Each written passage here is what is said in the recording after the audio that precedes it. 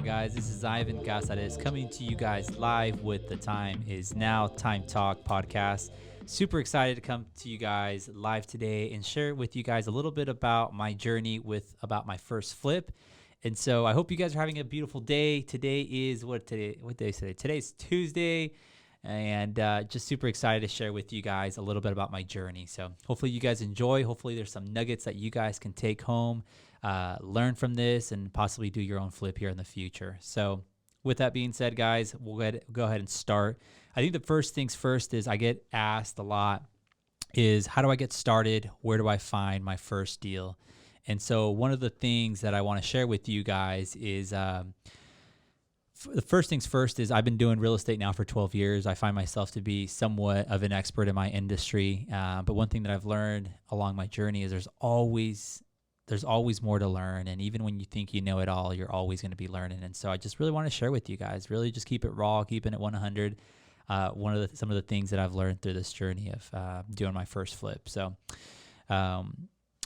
so I'll tell you guys about it. So I've done flips in the past. I've done flips with other investors. I've done flips with my parents. I've done flips with just clients, really, right? And so I've helped them find the deal, and then I've helped them kind of let them know, hey, this is what we could potentially sell it for.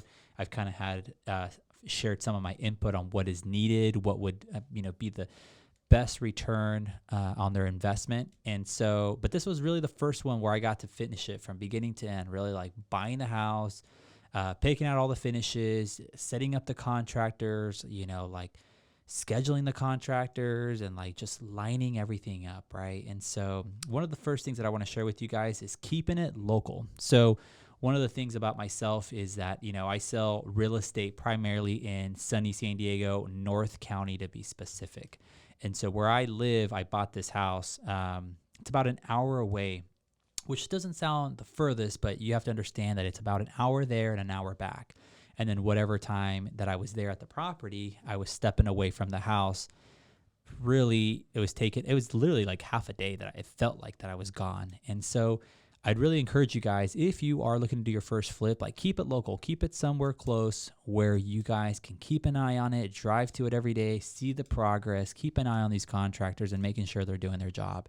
I was able to find this property.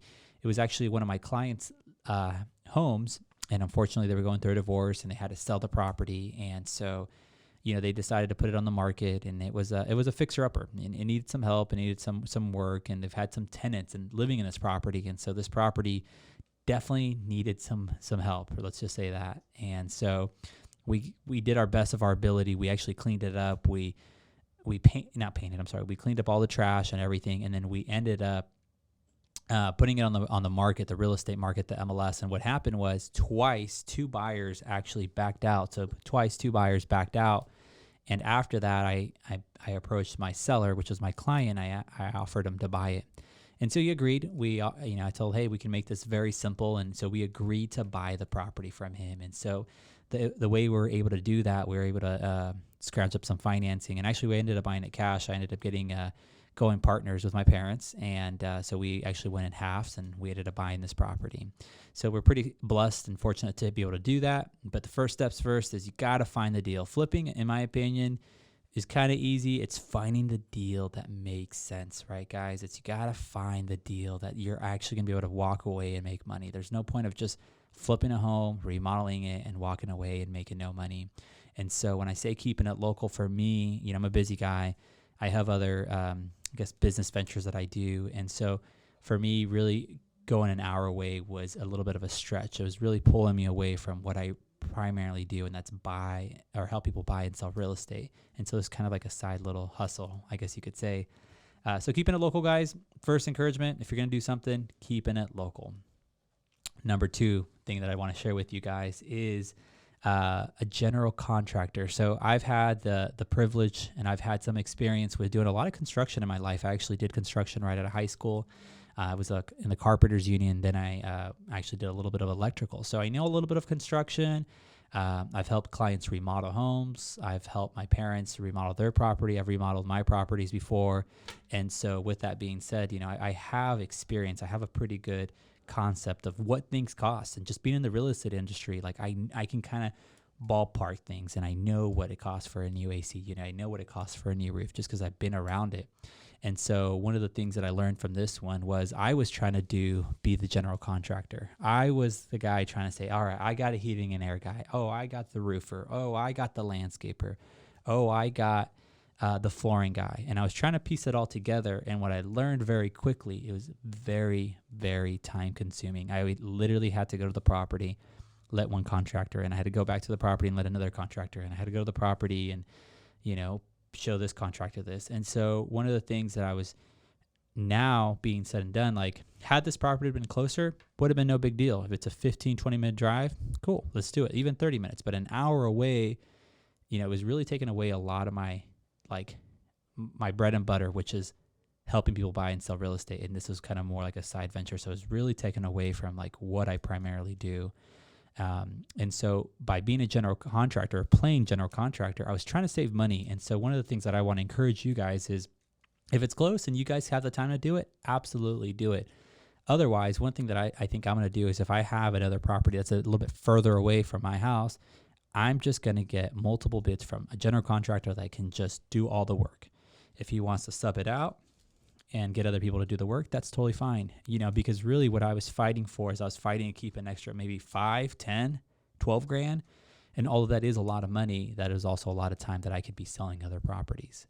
And so maybe you're starting on your first flip. Maybe you work a full-time job, right? And so one of the things that you have to be conscious is you don't want to be taken away from your work hours, maybe doing a worse job. Your boss is going to be upset because you're not putting your 100 in there. You're also going to be taken away from sick time, whatever it is. And so just keep that in mind. If you're doing a flip, you want to have a general contractor really do all the work, unless it's closer by and you can do some of the bidding yourself. So I'm telling you guys, it'll save you guys some time and money. And in this industry, time is money and you got to move quick. So just want to encourage you guys about a general contractor.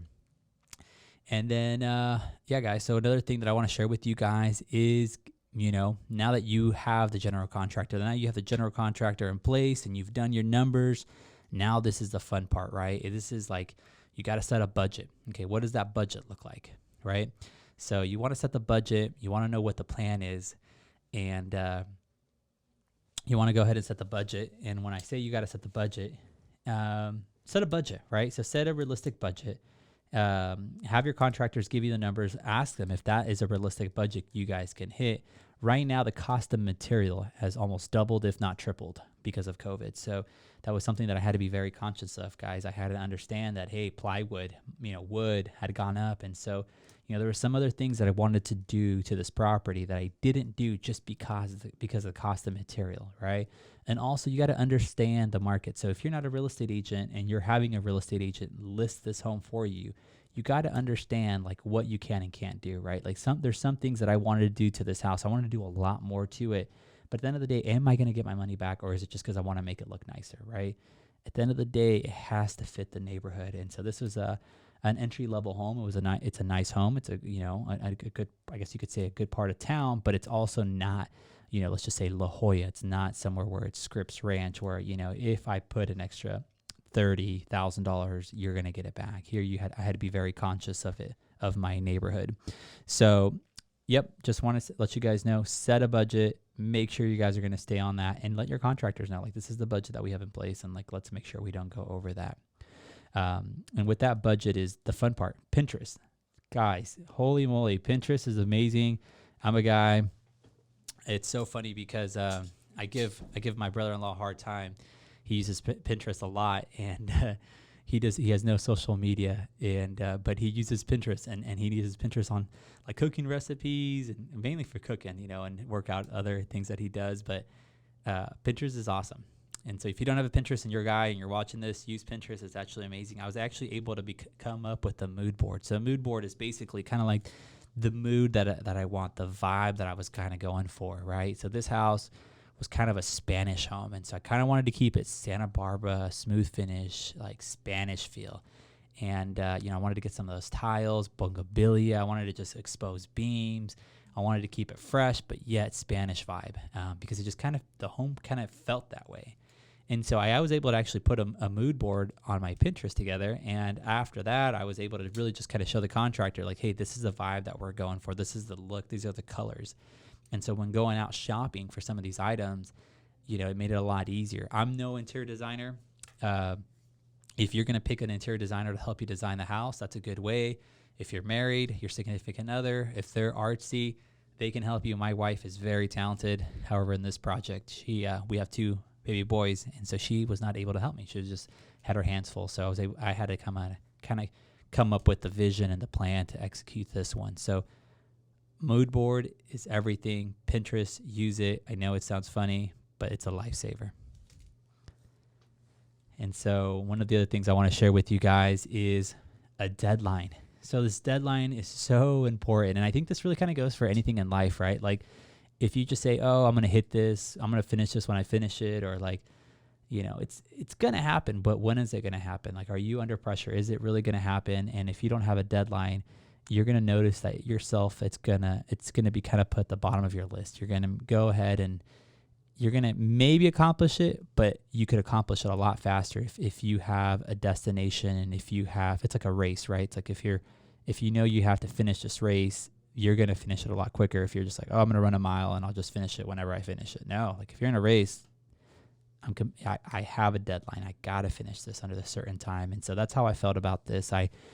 Because it was an hour away, it was a little frustrating. There was times where I was just kind of frustrated with like, why did I pick this location?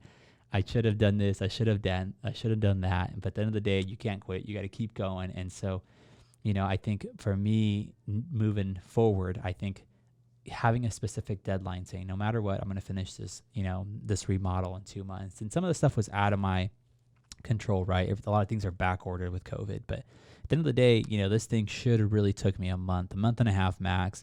Ended up taking about 3 months, which wasn't the worst, but at the same time, it was something that, was frustrating because I was just kind of pushing it off. It was just there. And so want to make sure that you guys listening here, whatever it is, guys, whether it's a flip, whether it's a goal of whether you're looking to lose weight, whether you're looking to finish a certain program, finish a degree, get your real estate license, like give yourself a deadline, guys. You're going to notice if you give yourself a deadline, you're going to be able to finish and accomplish this a lot faster instead of you just saying, hey, I'll finish it when I finish it, because that'll never get done.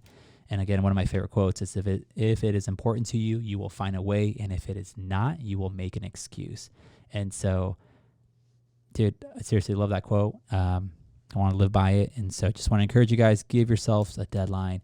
And then also want to encourage you guys is, hey, don't be afraid to ask for help, right? And even though I feel like I'm a real estate professional out here in San Diego, and we sell a lot of homes, there's still things that I could have done differently. There's still things that I could have reached out to other people that flip a lot more homes than I do. There's people that, literally that's all they do is flip homes. They don't really sell resale homes. They remodel and fix homes. And so that's something that I could have just been, hey, taken the ego out and said, hey buddy, like, how do you do this? How do you do that? Like, hey, can you give me some pointers? Like, what are some of the things that you've learned along your journey that can save me time and energy?